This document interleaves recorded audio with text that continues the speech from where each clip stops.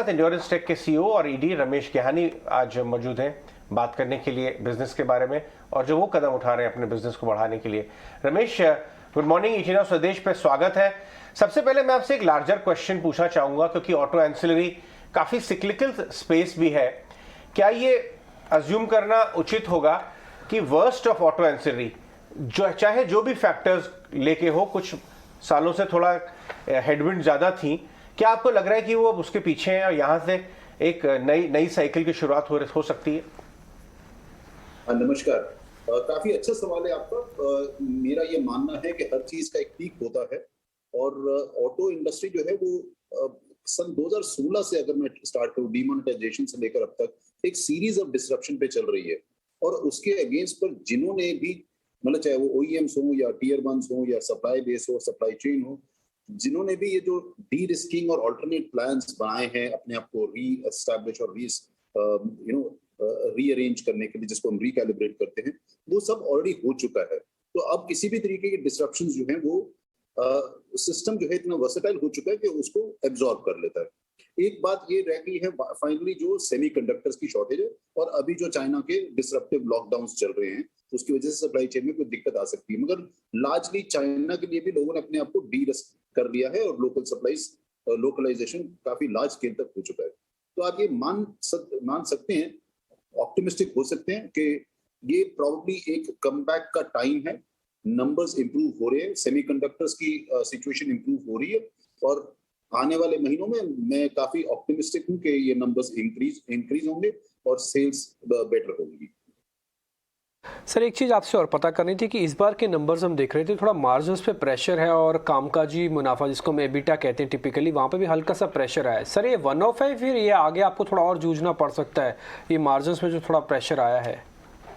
देखिए, ये प्रेशर केवल एक ही कारण है। आप सब ये देखें, तो वॉल्यूम्स कम है, दूसरा कमोडिटी प्राइसेस जिस तरह से ऊपर गई हैं, वो जब कमोडिटी प्राइसेस ऊपर जाती हैं तो आपकी रेवेन्यूज बढ़ जाती है और अरिथमेटिकली आपके मार्जिन्स या रुपी टर्म्स में ना गिरे मगर परसेंटेज टर्म्स पे गिर जाते हैं।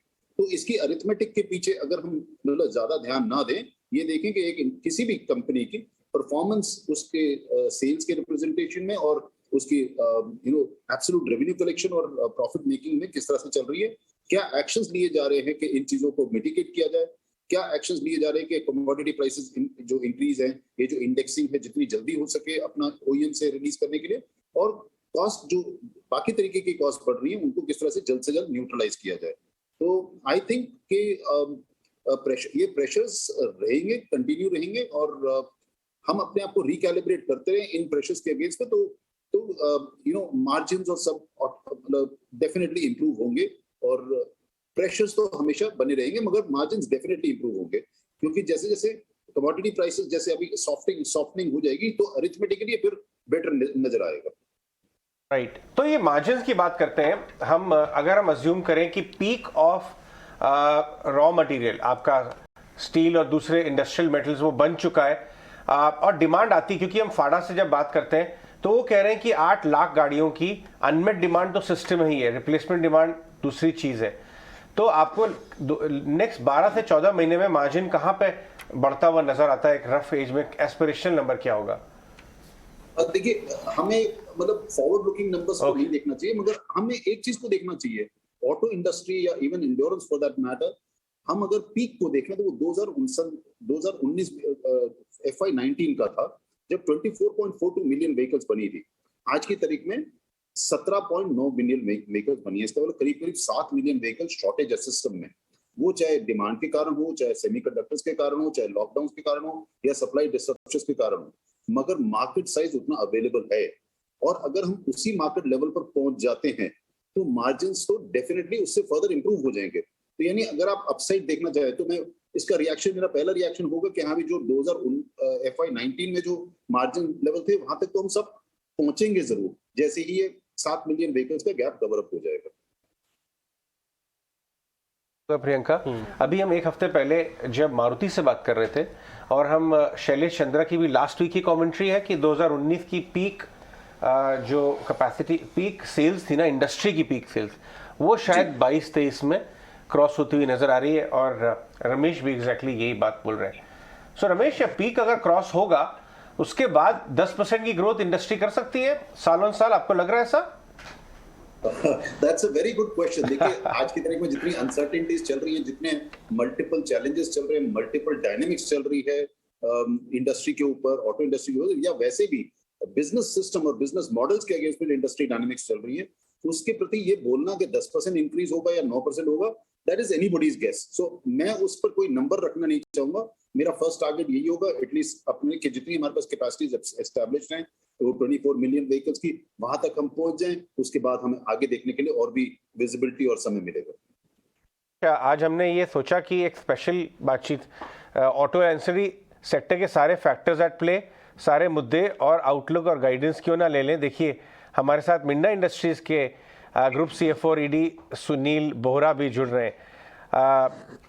सुनील, रमेश अभी ये बता रहे थे कि उनकी उम्मीद है कि आगे आने वाले साल में शायद 2019 की पीक सेल जो है ऑटो सेक्टर की एक बार अचीव हो सकती है, और उनका ये भी कहना है कि मार्जिन यहाँ से इंप्रूव होंगे क्योंकि वर्स्ट डिसरप्शन शायद हमारे पीछे है। मिंडा ग्रुप में भी आप तो ग्रुप CFO हैं, आपकी तो हर लाइन आइटम पे एकदम पैनी नजर रहती है। आपको लगता है यहाँ से नॉर्मलाइज होंगे मार्जिन, क्योंकि आपका भी रिजल्ट आया था, थोड़ा सा प्रेशर दिखा प्रॉफिटेबिलिटी में?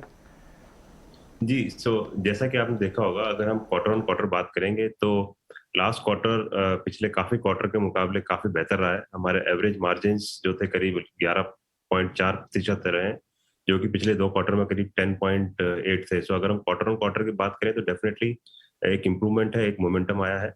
और जहां तक हम इंडस्ट्री वॉल्यूम की बात करें, अगर आपने देखा होगा कि हमारा निरंतर प्रयास यही रहता है कि कैसे हम इंडस्ट्री को आउट परफॉर्म करें, आउट ग्रो करें। और ये हम हमेशा एक डेटा शेयर करते हैं कि industry growth versus our growth. तो अगर आप लास्ट क्वार्टर भी देखेंगे ईयर ऑन ईयर, तो industry has degrown by around 17%, जबकि हमारा अगर आप ग्रोथ देखेंगे तो वो करीब 9% है। सो 17% माइनस वर्सेस 9% प्लस। हाँ, एक चीज है कि 9% में कुछ कमोडिटी प्राइस का भी इम्पैक्ट है। अगर हम वो भी एक बार निकाल देते हैं तो क्लियरली 15 से 17% का out performance versus industry. Now अगर इंडस्ट्री एक्स ग्रो करती है, ये हमने पास्ट में बात करी थी, हमारा प्रयास रहता है कि हम कैसे उसको 1.5x ग्रो करें। सो इरिस्पेक्टिव इंडस्ट्री ग्रो करें ना करें, बिकॉज जैसा कि अभी मैंने सुना कि इंडस्ट्री नोबडी मतलब want to commit on industry volume क्या होंगे, और सेम हमारा भी प्रयास रहता है कि हम अपने कस्टमर को सेकंड गेस ना करें, because we are not OEM, we are supplier to them. तो उनकी ग्रोथ होगी तो हमारी ग्रोथ होगी। हमारा प्रयास रहता है कि इंडस्ट्री ग्रो करे, उससे बेटर हम कैसे ग्रो करें। उसके काफी जो लीवर्स हैं वो है, पहला तो है प्रीमियमाइजेशन प्ले, दूसरा है योर शेयर ऑफ बिजनेस, फिर तीसरा है गेटिंग इनटू न्यूअर कस्टमर, चौथा है getting into the export market, पांचवा है गेटिंग इनटू न्यू प्रोडक्ट्स। सो हमारा प्रयास रहता है कि हम इन सारे लीवर्स पे किस तरह से कैपिटलाइज करें और एक कंपनी को मीडियम टू लॉन्ग टर्म में हमेशा एक आउट परफॉर्मेंस के पेस पे रखे रहें। तो बेस्ड ऑन जो भी हमारे आज के प्रोडक्ट्स हैं, हमारी पाइपलाइन है, आपने केपेक्स भी देखा होगा कि हमने पिछले वर्ष करीब 600 करोड़ का केपेक्स किया है, और अगले साल भी हमारा 550 से 600 करोड़ का केपेक्स का एक टारगेट है। बोर्ड में अभी हमने 3 प्रोजेक्ट बोर्ड ने और अप्रूव किए हैं एक्सपेंशन के। सो कुल मिला के अगर आप मिंडा इंडस्ट्रीज की बात करेंगे तो हमारा ये प्रयास है कि medium to long term 5 to 10 years consistently हम कैसे इंडस्ट्री को आउट परफॉर्म करें। हम जिस पथ पर पिछले 10 सालों से हमारा प्रयास है कि हम अगले 10 वर्षों तक भी कंपनी को कैसे इंक्रीमेंटल ग्रोथ के पाथ पे रखें, और बेस्ड ऑन जो हमारा ये हमने 5 लीवर बताए, हमें कॉन्फिडेंस है कि हम इस पथ पर सफल होंगे।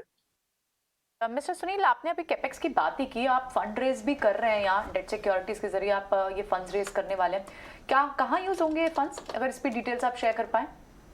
जी, जैसा कि आपने देखा, ये फंड, हम कोई फंड अभी रेज नहीं कर रहे हैं। पहली बात मैं स्पष्ट करना चाहूंगा, ये खाली एक इनेबलिंग रेजोल्यूशन है, बिकॉज आपको कभी भी अगर फंड की जरूरत होती है तो आपको शेयर होल्डर के पास जाना पड़ता है। So this process actually cuts 2 months of the process time, nothing else.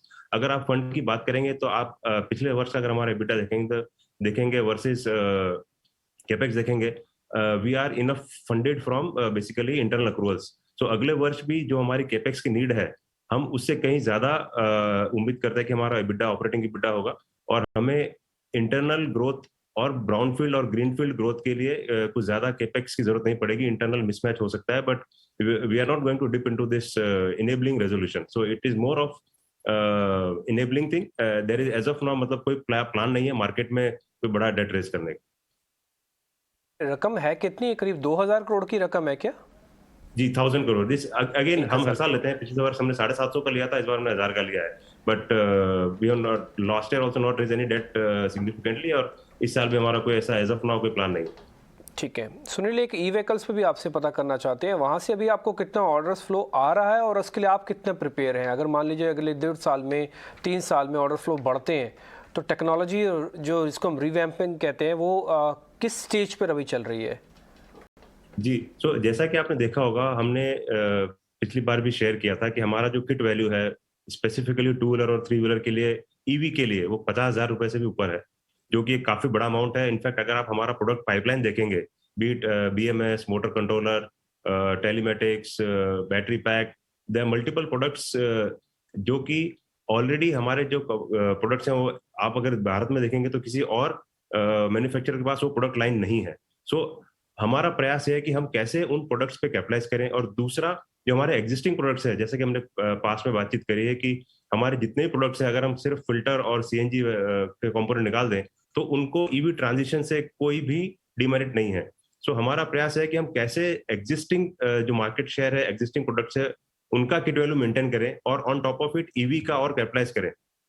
So as of now हमारा जो इंक्रीमेंटल ऑर्डर बुक है, जैसे हमने लास्ट क्वार्टर में भी शेयर किया था, we have got almost 400 crore worth of new business, and even in this quarter the momentum has continued, which is into both, जो कि उसमें एग्जिस्टिंग कंपोनेंट्स भी है, बीट लाइट स्विचेस और other components, wheels etcetera, and also the EV components. So as of now we all know that EV volumes are very low, but as it picks up, I am sure आपको हमारे revenues में भी उसका एक reflection दिखेगा।